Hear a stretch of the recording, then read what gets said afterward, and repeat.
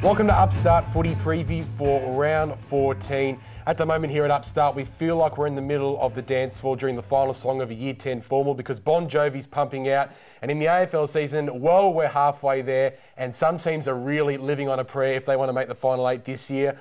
I'm Ben Waterworth and he's back after a 2-week hiatus. He went and played in the Japanese Australian Football League for the Tokyo Dragons, kicked 7 goals in a fairly decent effort from the forward pocket. It's good to see the man himself back. John Takemura, the Japanese assassin. Good to see you too, Benny. It's been a while and some big games coming up this round, particularly Friday night. You're looking forward to it, Jake. Very much so. It's going to be an electric atmosphere at the MCG tonight when Hawthorn take on Essendon. The big one here is Lance Franklin. He's out of the game. Get the binoculars out, Benny. Get the binoculars out. You're bringing out J-Tack's attack already, are you? Sure I am, Benny. Jeez. Tell us why, J-Tack. Lance Franklin, this is the 4th time in 3 years he's been suspended for exactly the same thing. His teammates are getting sick of it, they're getting tired of it, and he's letting the team down in a game where they really need him, considering Hawthorn's massive injury list. He's averaged 5.6 goals per game in the last 6 times he's played against the Bombers, and he's missing, and that could be the difference, I reckon. So you're going for the Bombers? I'm still going for Hawthorn because I think they're a better team, but Essendon are very much in this now, particularly with Franklin. I'm actually going for Essendon on that fact. They've lost their past 4 games, and I think they're due the Bombers. Bombers for mine, J-Tack.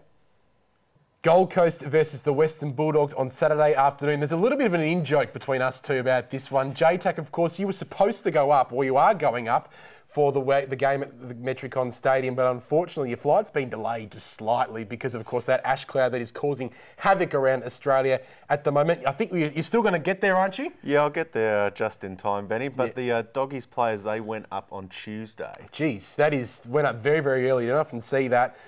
Dogs won last week against the Crows. Big win, very good second half performance, and the Suns, those young boys, keep trying hard but just aren't quite up to AFL standard, the top AFL standard at the moment, and I think the Dogs should get a bit of a confidence-boosting win against the Suns. Yeah, we should win this game. I mean, we should win this one. We, as in the Doggies, should win this game. Yes. But do not underestimate Gold Coast. They're very talented. Yes. They're a good side at home.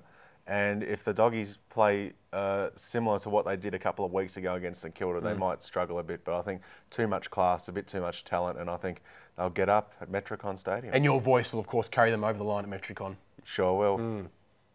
If you're not doing anything on Saturday afternoon, not heading up to the Gold Coast to get a tan or anything like that, make sure you head to the MCG for the match between Melbourne and Richmond, 9th versus 10th. 2 very talented, young and exciting lists on show. The battle between James Frawley and Jack Riewoldt will be integral to the match, and I think Jack Riewoldt will get on top in this game as well. He's due for a bit of a bag of goals, and I think the Tigers will romp to victory against the inconsistent Demons. I've got to agree with you there, Benny. Richmond starting to get a few wins on the board now. Dustin Martin, 5 goals last week. Yes. Richmond, got to get him signed on before Greater Western Sydney come in and try and prize him away. And I think they're young, talented midfield. It's going to be a good game between the 2 of the more younger, talented midfielders in the comp. But I think Richmond, they're full of confidence. They're playing well. I think they'll win. Bit of a traditional game this one's turned into between Sydney and Collingwood at the halfway point. These 2 teams always seem to play each other at ANZ Stadium. Pies in ominous form. Ever since that loss to Geelong a few months ago, J-Tack, they are playing to a level I don't think we've seen the Pies play for quite some time. They are in ominous form. Fantastic win against the Demons a couple of weeks ago. Had the bye. They'll get a few stars back, namely Dane Swan and, of course, Dane Beams as well. A couple of other players will come back into the team. I think the Pies will do it very easily against the Swans, who I think we found out a lot about them last week. Absolutely. Kicked the first 3 goals against Carlton and only kicked 1 goal in about an hour after that. You're missing the big matchup though, Benny. Yes. Darren Jolly is coming back from Arizona, and Shane Mumford, a 2-week suspension at the tribunal for a spear tackle. I think Jolly's dominance in the ruck, even if he hasn't played a game for a month, 6 weeks, I think he'll give him first use out of the centre, and I think Collingwood will win quite well in the end, I reckon.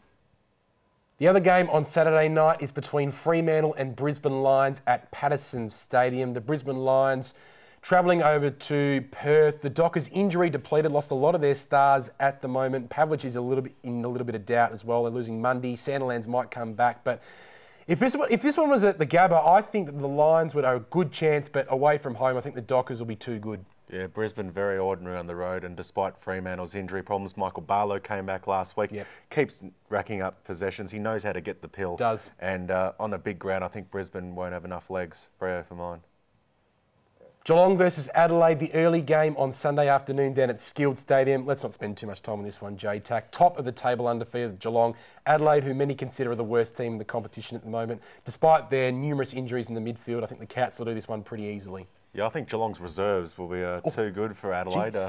No Stokes, Josh Hunt, Jimmy Bartell's out, and you were mentioning a couple of others are also in a bit of doubt. James Kelly, maybe? James Kelly, and Adelaide were very ordinary last week after half-time against us, and I think Adelaide won't get within 10 goals of them. Sunday afternoon, Etihad Stadium, Carlton versus the West Coast Eagles. During the 1960s and the 1980s, J-Tech, when Carlton were at their very best, they had a little bit of swagger, a little bit of head wobble about themselves. Shoulders. Yeah, a bit of shoulders, you know, up and about, a little bit of bris, and that has returned, J-Tech. You can just imagine the Blues walking down Lygon Street at the moment with a bit of John Travolta strut, sunglasses, leather jacket, collar up, with a bit of staying alive about them at the moment. And I think it's fair enough as well. I think the Blues will win against an interstate team at Etihad Stadium on a Sunday afternoon for the third time in 3 weeks. Yeah, I think it'll be a bit of a closer game than what I think a lot of people expect. West Coast have got a very talented forward line, very solid through the midfield, and they're pretty good down back as well. Yes. But I think Carlton are in pretty good form. Matthew Cruiser was outstanding last week. 3-vote performance. If he doesn't get 3 votes in the Brownlow, I'll go hey. And I think Carlton will win, but I think it'll only be 2 or 3 goals in it. West Coast will be pretty competitive. Round 14 concludes with Port Adelaide versus North Melbourne at Amy Stadium on Sunday afternoon. Can't believe I'm saying this about a Port Adelaide game, J-Tech, but I'm actually looking forward to this one. Port Adelaide showed a lot of fight against the Eagles last week, and a big reason behind that was the return of their captain, Dom Cassisi, who was excellent for their team. However, get on board the Kangaroos. Their bandwagon is heading places. They are a genuine chance to make the final 8 this season, and I think that they're going to start a bit of a winning run against Port Adelaide and have a genuine chance of making the final 8. Yeah, Daniel Wells in really exciting form. Yeah. He's finally starting to live up to the potential that we all knew he had.